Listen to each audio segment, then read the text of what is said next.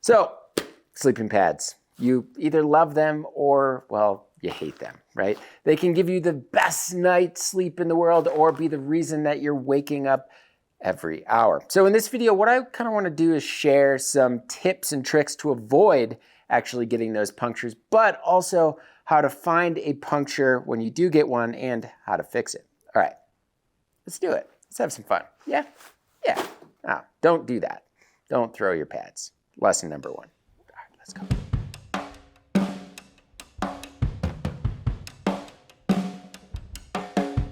So this video has actually been a long time coming. If you have ever used an inflatable sleeping pad, you know, well, yeah, not only are they expensive, they're fragile and, well, they're prone to punctures. It's inevitable. But there actually are some things that we can do to extend their lifespan, some of which I'll admit, yeah, I neglect myself. But why are we continuing to use these inflatable pads? Well, they're great because they're super packable, they're lightweight, and they have insulation properties, but they are fragile, and nothing is worse than realizing you've punctured one in the middle of the night, suffering through the night, pumping it up every hour or two, and yeah, spending extra time, precious time in the morning or the next evening trying to find the leak in the pad. So I'm especially motivated to make this video right now because this actually happened to me on a recent trip in Arizona.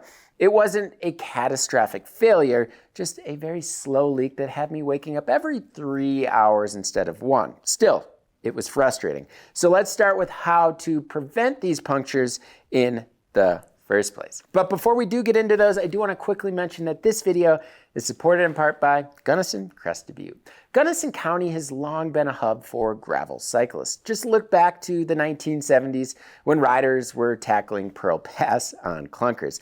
While times have changed, the county remains as expansive as ever. It's 1.5 times the size of Delaware, with most of that land being public. In fact, there's over 1,100 miles of dirt and gravel roads, perfect for piecing together a multi-day bikepacking trip or just heading out for a quick hour spin. So to plan your trip or just to inquire, click on the card in the top right corner or else follow the link in the description below. The first one is to, well, buy a pad from a reputable brand, a brand that, well, you trust, and, well, buy a pad that is realistic for your trip.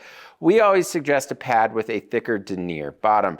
Then, once you get to camp and find your sleep spot, clear the area. Before setting up camp, remove sticks, sharp rocks, and any kind of debris. Especially if you're in an area with kind of cactus or thorny bushes, be extra cautious as, well, they can kind of hide in the dirt or soil. And if you are, say, moving anything around, remember to, well, leave it how you found it. So put all that back in the morning so it looks as it was when you got there. All right, so keep your tent or bivvy floor clean. So tiny bits of grit can sneak their way in. So before setting up your pad, sweep or kind of shake out your tent, or if it is a freestanding tent, you can kind of do that freestanding tent shake, which is always kind of fun. Despite clearing the area before setting up the tent, before you actually put your pad inside the tent or your bivvy, feel the tent floor with your hand to ensure there are no sharp goat heads or sticks protruding through the tent floor. So don't track dirt inside. Take off your shoes and brush yourself off before getting inside your tent or bivvy. It sounds like a small thing, but this is actually what I think happened to most of my recent punctures. I had something on my shorts or my butt, and I came into my sleeping system. Brush yourself off or change your clothes before getting into your sleep system, especially if you are using a quilt or sleeping directly on the pad, which I've been doing the past few years. Keep your door closed in windy conditions. So wind can kick up dust and debris, which can actually find its way into your tent and either on your pad or under your pad. So yeah, just shut the door when it's windy. It's easy, right? Another one is use your ground sheet or Tyvek sheet or Polycro or Footprint, any layer adds protection. I don't always do this, but I regret it every single time I leave them at home.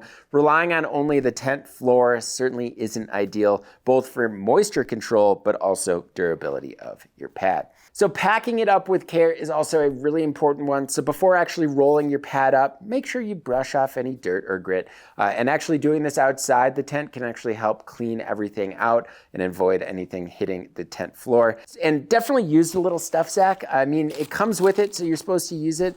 It's worth it because, well, it keeps everything nice and neat, and it's just simply another barrier from other things that might be stuck on, say, your tent body or your sleeping bag. Finally, know when to skip the inflatable pad. So sometimes the best move is just to simply leave your inflatable pad at home. So my buddy Joe Cruz recently did this in the spiky, thorn-filled terrain of Arizona and went with a closed cell foam pad instead. They have their downsides, certainly. They don't pack up very well, and well, they're maybe a little bit heavier, and they don't have that R value that some inflatable pads have. But in certain environments, they make a lot more sense. All right, so on my recent trip, I had this Nemo bag with the repair kit in this little kind of pocket. But despite inflating the pad, listening for leaks, and even using water on top and below, I simply could not find the hole. If it had been a larger tear, well, that certainly would have been easier to fix, but for slow leaks, it really is a big challenge in the field. So if you're desperate or have the resource nearby, you can use, say, a lake or a pool or whatever water source is available to locate that leak. But in my case, the 2 nights left on the trip and a drought in Arizona, yeah, I couldn't find water, and I decided just to kind of deal with waking up every few hours instead of spending more time searching for it.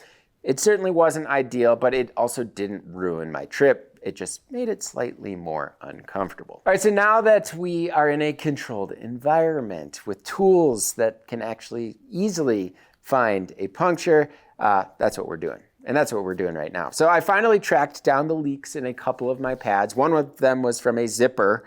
Let's say, yeah, that wasn't great. I did that to myself. And another was from the trip in Arizona. So there are 2 main methods to finding punctures. The first is the soap method. So this is probably the most common approach. All you have to do is basically spray soapy water on the pad, starting with a few baffles at a time, and then give them all a good spray. If there is a puncture, escaping air will certainly create bubbles, making the leak pretty visible. This method certainly takes a bit longer. If you're lucky, it might happen right away, but usually that's not the case. And hey, it also gives the pad a little sudsy bath. So the dunk method is the other method, and this is actually my go-to method. Basically, all you do is submerge the pad in a few inches of water in, say, a bathtub. So this makes leaks much easier to spot. Not only will you see bubbles bubble up, but since you're actually applying more pressure to the pad, you'll actually hear the kind of air escaping, especially with water on it. I find the dunk method especially useful for really tricky spots like junctions, seams, or the valve where the spray method isn't always 100% reliable. Both methods, though, once you actually find the leak, I like to circle it with a permanent marker so that you don't lose its spot. I also check one side of the pad first, and then I'll flip it over and do the other one just in case there's more than one puncture. It doesn't hurt to do this, and while you're kind of cleaning off the whole pad at the same time. So, patching the hole. Now, I almost never use patches that actually come with pads. Those patches are really good for the field. But as I mentioned, finding a puncture in the field is tough, and those patches actually tend to fall off rather quickly. They work great in a pinch, but I think I've been successful maybe once with them. But instead, I usually dig through my bin of random camping crap and grab some seam grip adhesive and some tenacious tape. So this is a method that I've relied on since my college backpacking days, and well, it's never let me down. But man, how many times have you all had seam grip dry up on you? Yeah, this is like my 3rd or 4th time. The cap was on it. This thing is huge. How does this dry up in a few years? Yeah, so I had to get some threadlock vinyl fabric and plastic adhesive. It seems like others have had success with it on sleeping pads, so I figured I'd give it a shot. And you will find out that it does work. All right, so the first thing you're gonna wanna do is clean the area really, really well. So use rubbing alcohol and a rag to kind of scrub well beyond the puncture area.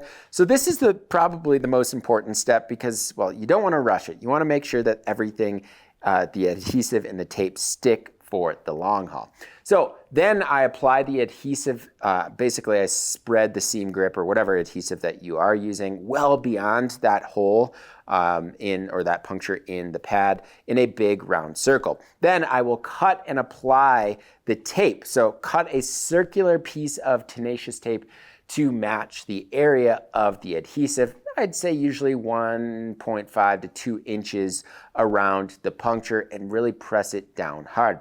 So the important thing here is, well, to have all of the adhesive all the way around to the end of the tape so as not to create a flap in the future. Because of this, you will want to wipe off excess glue. So I use that alcohol-soaked rag to kind of clean up any extra adhesive. This is something that you kind of want as it's going to reduce that likelihood of that flap. But the alcohol certainly kind of gets rid of the excess pretty easily. And then you'll want to let it dry. It sets up fast, but I usually wait a few hours before actually testing it. So that's it. But then you'll obviously want to test it. So either spray or submerge the patch area in water again after time. And if you see the bubbles, well, you'll have to start over. If not, you're good to go. Another method is to actually inflate the pad and just leave it up overnight or put pressure on top to kind of stress it for a few hours to make sure it's holding.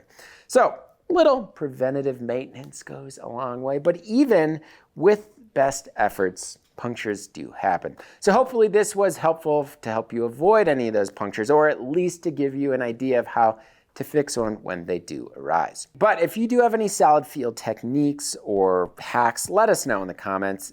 One that I actually just thought when I was recording this was bring a small little spray bottle with dish soap in it. And then when you do have a puncture, you can fill it with water and just kind of spray up and down the baffles.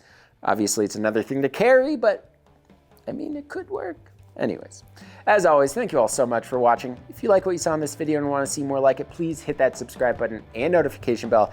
And if you want to help support BIKEPACKING.com, everything we're doing on this YouTube channel, everything on our website, you can do so by joining the Bikepacking Collective. The Collective offers a lot of awesome perks, including industry discounts, monthly giveaways, and the twice yearly Bikepacking Journal. So to learn a little bit more about the Bikepacking Collective, you can click on the card in the top right corner or else follow the link in the description below.